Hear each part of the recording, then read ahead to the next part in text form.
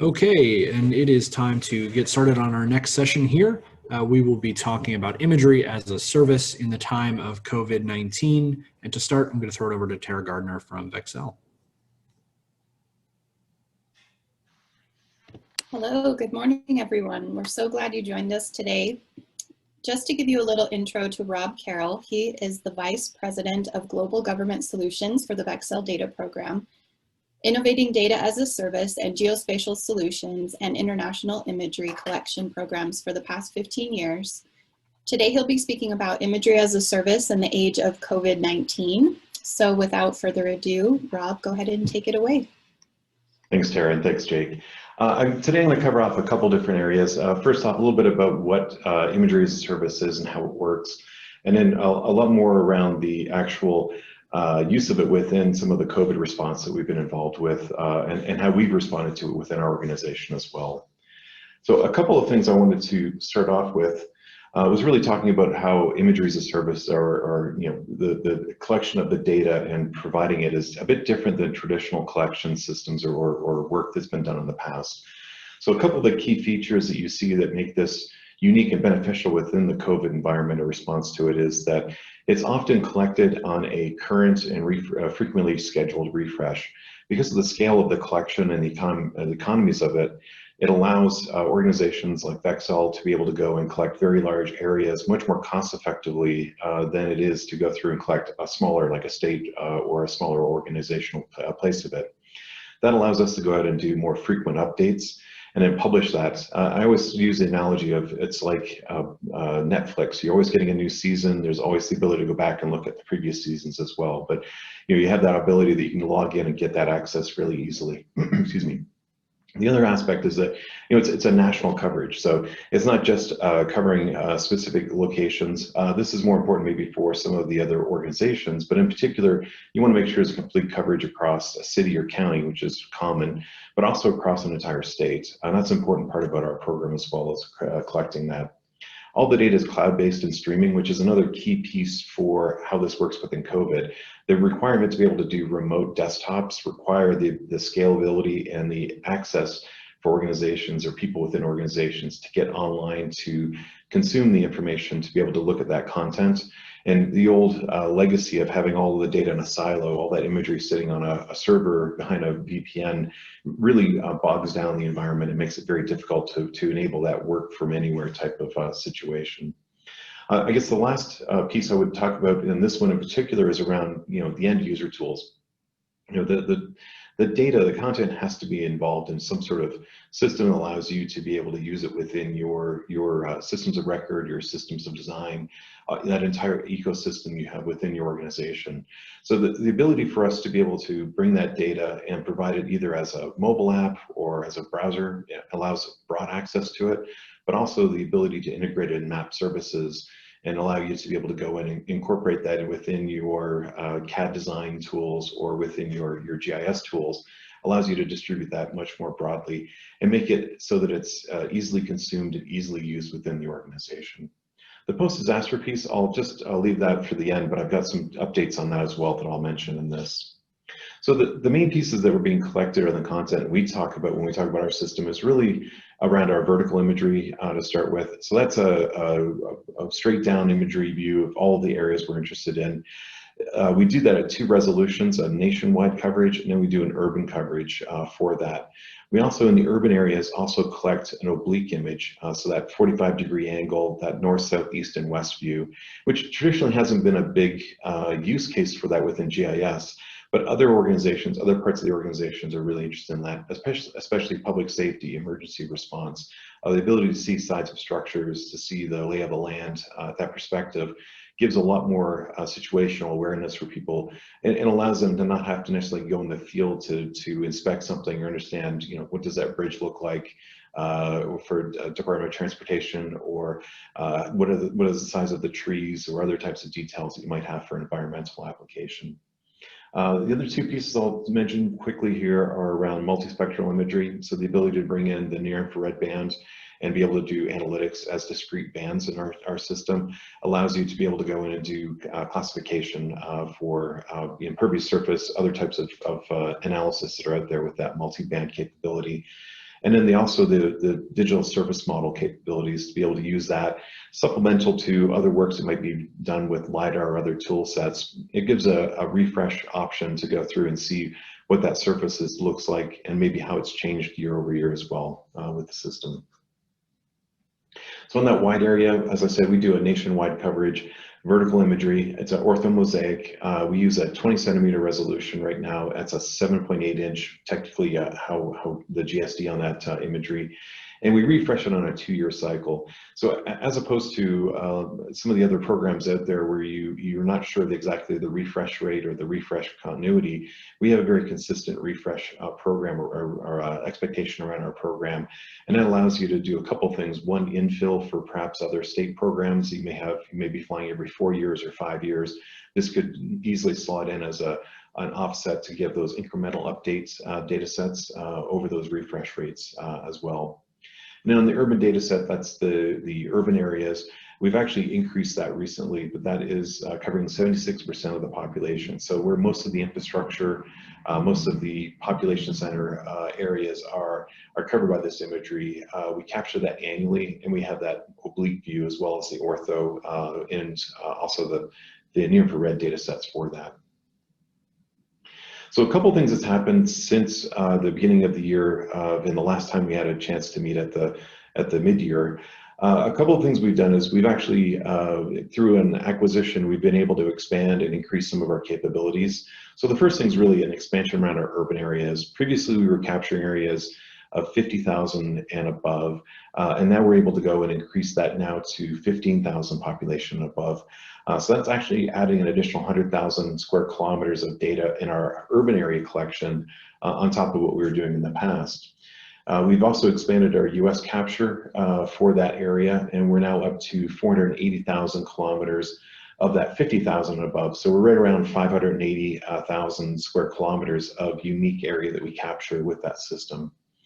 We also, through that acquisition, acquired a large amount of archive data dating back to 2012. So we now have additional archival data that we can go back and look at previous data sets going back in some locations back 8 years as well.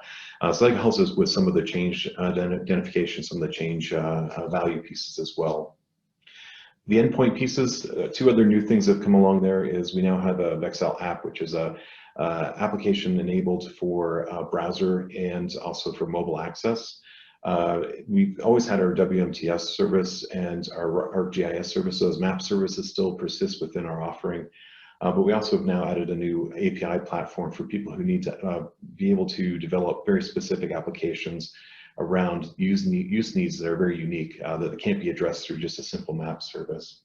And of course, all of this is available through cloud. So all of our data is maintained and kept within a lossless format from image capture through to storage. And that's available through that download as well. The sensors have come a long way in the last year as well. We're just about to roll out our new updates. You may have seen some information about our Vexcel 4.1 rollouts of the new sensors. We're moving to a CMOS-based sensor system, which gives us a lot of capability, increases our density of the pixels. So that means we get more resolution in the same size on the sensor, allows us to capture more efficiently and capture larger area in one pass. The other benefit that the CMOS comes with, though, is it gives us a lot more dynamic range within the image pixel value, the color value that we were collecting before. What that results in is better understanding, better saturation, color saturation, and also much more reduced issues around noise in shaded or shadow areas as well. So that's really important for us going forward, is that continued development and investment into improving our camera system. We're on our 4th generation on this Osprey camera system, and the Condor is technically in its 2nd generation, but it's actually a reboot of an earlier camera system. So these are camera systems that have been around for quite a long time that have been now developed and enhanced as we go forward. So the base structure, the base capabilities of the camera system are well proven, and now we're doing incremental improvements as new technology comes along, better storage, better sensors, better optics for us. So the topic of the conversation today is really about how this imagery that I've just talked about has really had an impact around some of the organizations and how they respond to COVID. So one of the biggest challenges has been the fact that within the age of COVID, we're seeing requirements for people to work remotely from home, as well as a real restriction on the ability for people to travel. One of the things I noticed about all these images, these happen to be in our European collection, but you'll notice there's a lack of people around tourist destinations around Europe, whether it's the Colosseum, Buckingham Palace, or St. Peter's Cathedral rather. These normally would be crowded areas for tourism, and our imagery reflects that there are fewer people on the roads, there are fewer people traveling, and it is dramatically impacting the ability for people to get out and see different areas with that imagery. So one of the first things, we were the first in the industry to provide our VexCell data program imagery to state governments at no cost or obligation in a similar fashion that we do with our gray sky imagery. That still is something that we're continuing, and we originally had announced that for a 6-month period, so which is now expired, because we started this in mid-March. We've actually just, considering where we are within the environment, we've just extended that for an additional 6 months. So anybody who's interested in getting access to this imagery to support their COVID environment, so whether it's some of the use cases I show or some other applications specific around COVID response, this imagery is available, both the wide area, the nationwide data sets, as well as our urban data sets are as well. So please reach out to me or any of the other groups here from VexCell if there's somebody, if there's some use or some benefit that we can bring to you for that. It really demonstrates the value of the relationship that we have within our organization with the other commercial customers through that data content program, and also our ability to work with the government and provide assistance across those areas in a number of applications. So, one of the biggest use cases that we've come across has really been around planning. There's kind of 2 areas to this. One is I've mocked up on top of this maybe where the University of Louisville put their drive-through COVID testing center. But this is really important. You want to have people be able to go out and understand where are we going to lay out, what's the information for the location, to have an environment to be able to go through, do that very easily and show the areas for bill of material or the materials that are needed for that, and then be able to provide that to a group to establish distances, especially around spacings, around proximity to locations, is really important and a great application use case for us. The other one around is around remote access to it. So we continue to provide additional areas. And actually, my slide has been dropped out of this one, but I'm also showing the ability to do remote viewing of locations where there may be, for health environment, review of what are the conditions. Sometimes the ability to see that an access point through an alley or other locations might be a vector location is really important for people as well. So what are we doing? We continue to do our collection. Our group is deemed as an essential service. We've had to adjust our operations, of course, to ensure both our staff's safety as well as public safety, but we continue to do our blue sky and our gray sky collections as well.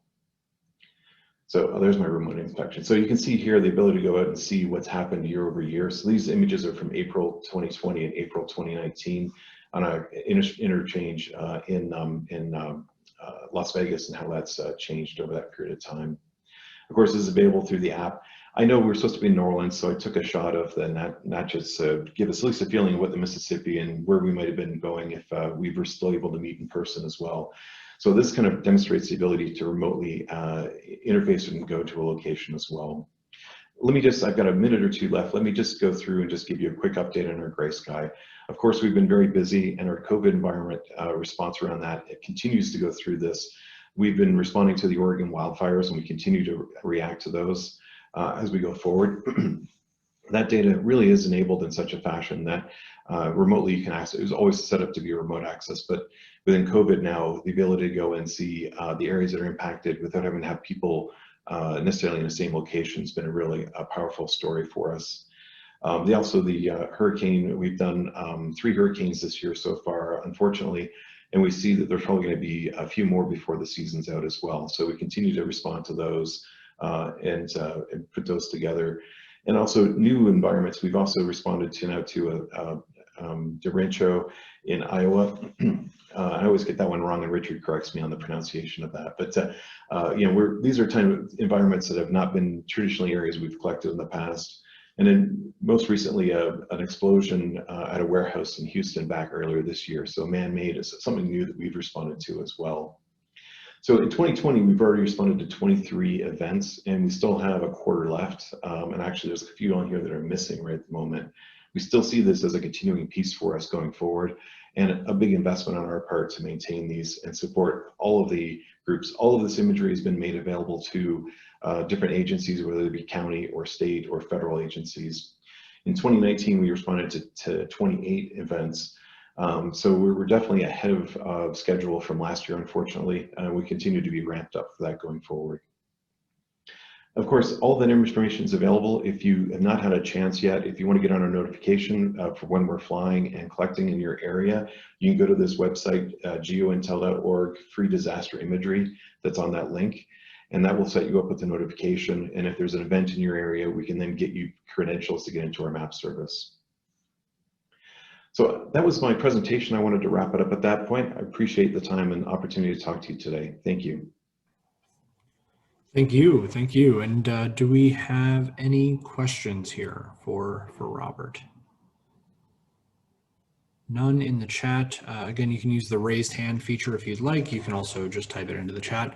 I will be watching both. You got a great job. That's good. That was a nice comment.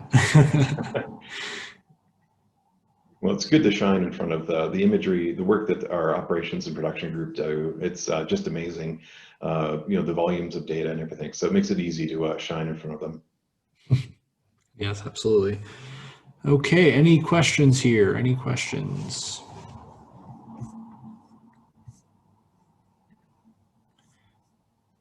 Does the geointl.org link include flight paths? Is a question from Pete. Flight paths. We've not, the flight area, sometimes that is published. It's usually an area of interest. We often are in a fairly fluid environment for those collections, but oftentimes we can get, if it's an area of interest, we can get an AOI to people.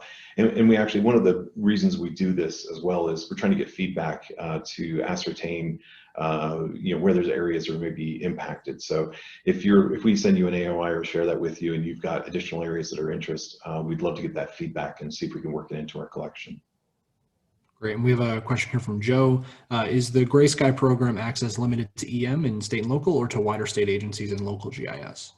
So it's actually it's available to anyone who in the state agency or local government that's working on response. So this could be, and we've got a number of different areas that have used it. This could be post events, so it could even be environmental, for example, remediation on damage due to you know, erosion or wildlife sanctuary type of impacts. Any of those kind of applications would have access to this. So it's very broad, as long as it's being used around a response or recovery activity. Great. Any other questions here? 1 or 2 more minutes for questions.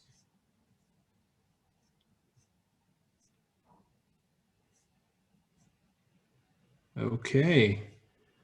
With that, I will say thank you. Thank you to Robert, and thank you to Vexcel for a great presentation. Looking forward to hearing more in the future. Next up, we have our NextGen 911 NINA update.